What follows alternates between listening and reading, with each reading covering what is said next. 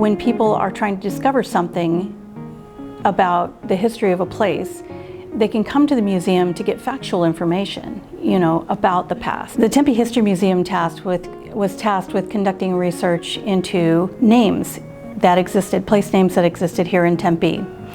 And in the 1920s, Tempe was home to a chapter of the Ku Klux Klan. The History Museum staff was asked to then go in and take a look at what we could find out about the Tempe Klan that existed here and what names that we could discover that might be associated with place names in Tempe. We needed to find out not only who were the Klan members and their names and verify that information, but then how the parks and streets were named and if that connected specifically to those Klan members. So what we found is that there were indeed verified Butte Klan members that had place names here in Tempe, including Huey Laird, Clyde Gilliland, Harvey Harrelson, Estimer Hudson, and two Redden brothers, Byron and Lowell.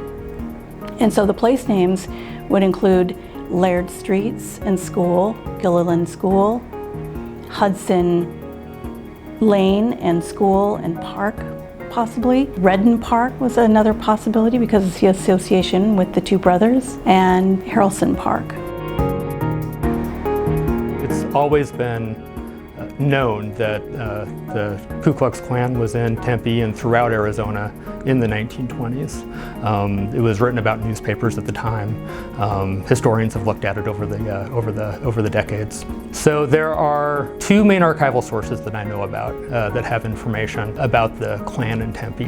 One is that the Burton Barr Library, the McClintock files in their Arizona room. It's a series of documents all about a federal grand jury that took place in 1922 that investigated Klan activities in Maricopa County. But during the course of those investigations, people started being named as members of the Klan. The secret society started being exposed. And going through those records, there are some Tempe members who are named as Klan members in those grand jury records. The other source, and probably the one that's most relevant to the work that we're doing, is at the Arizona Historical Society archives, the KKK files. And what these are actually internal documents of the Tempe Klan. So the things that are in these Klan files are things like membership forms that people filled out when they were joining the Klan. There's also things like documentation of who paid their dues, lists of people who ordered their robes. And so by going through these documents, it's possible to piece together a list of, at least a partial list of names of the membership of the Tempe Ku Klux Klan.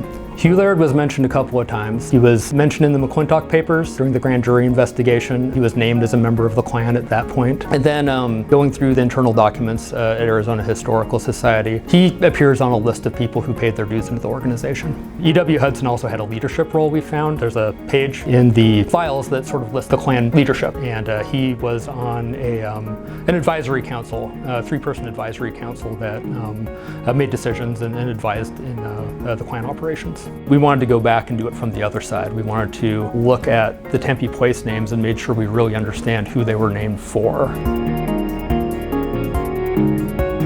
So Hugh Laird, in particular, what's named after him is Laird Street. It started out in the Laird Estate subdivision, which he and several family members developed that subdivision back in the mid-50s. And so when they laid out the streets for that subdivision, one of the streets was Laird Street. Interestingly enough, he was mayor at the time, so the signature on the council approval was the mayor's signature. And so he approved the naming of his own street. The Hudson name appears on a lot of different places. Hudson Manor, Hudson Drive, we have Hudson Park, and we have Hudson Lane. Only two of the locations were actually named after E.W. Hudson.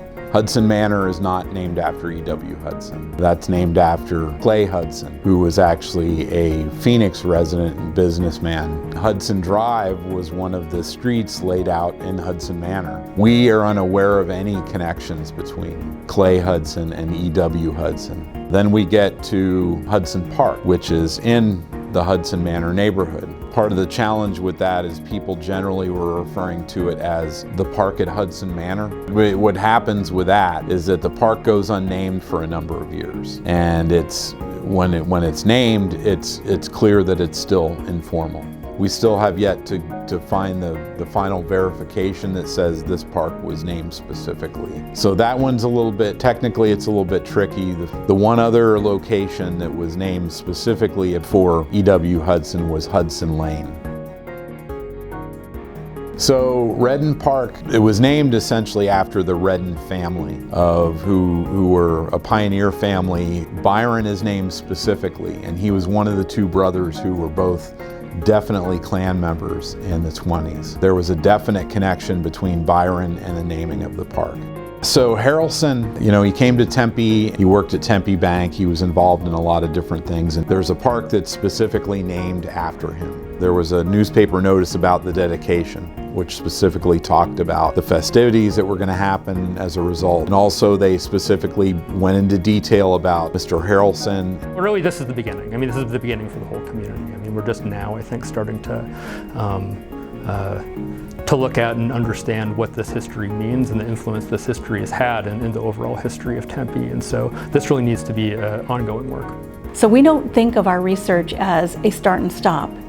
Our research is a continuum, and as more things are discovered and come forward, the better picture we can build about this time period, this place, and these associations. It can impact people's lives to know information.